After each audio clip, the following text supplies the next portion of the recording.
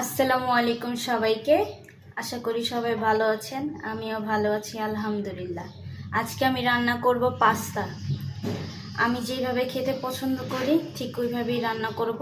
আপনারা প্রথম থেকে শেষ পর্যন্ত দেখতে থাকেন। প্রথমে আমি দিয়ে দিব পরিমাণ মতো তেল। তেলটা একটু গরম হয়ে আসলে দিয়ে দিব রসুন কুচি। তেল এখানে আমি অল্পই দিয়ে দিব, কারণ বেশি তেলে পাস্তা আমার খেতে ভালো লাগে না। রসুনটাকে খুব সুন্দর করে ভেজে নেব। রসুনটা ভাজা হয়ে গেছে, রসুন থেকে সুন্দর একটা ফ্লেভার ছেড়ে দিয়েছে। এখন আমি দিয়ে দিব আগের থেকে ম্যারিনেট করা চিকেনগুলোকে আমি হালকা লবণ, টমেটো সস, সয়া সস, মরিচের গুঁড়ো দিয়ে ম্যারিনেট করে নিয়েছি। চিকেনটা হালকা ভেজে নেব।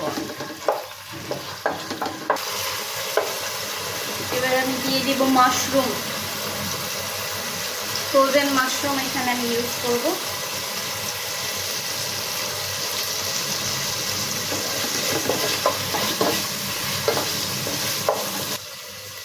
এবার আমি দিয়ে দিব আগের থেকে ভাপিয়ে রাখা গাজর এবং বিটরুট।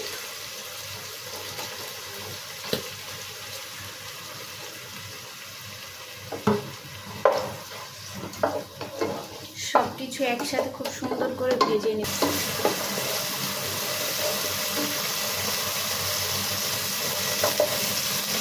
কাঁচামরিচ দিয়ে দেব। বিটরুটের কারণে সবগুলো লাল হয়ে গেছে, দেখতে খুব সুন্দর লাগছে।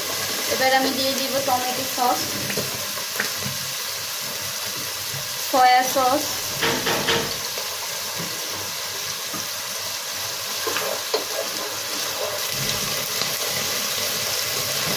এবার আমি লবণ দিয়ে দিব।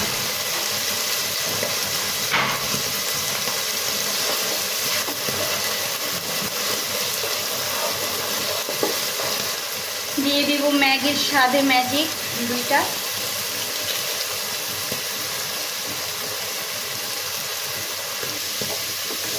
এবার আমি সেদ্ধ করা পাস্তাগুলো দিয়ে দিব।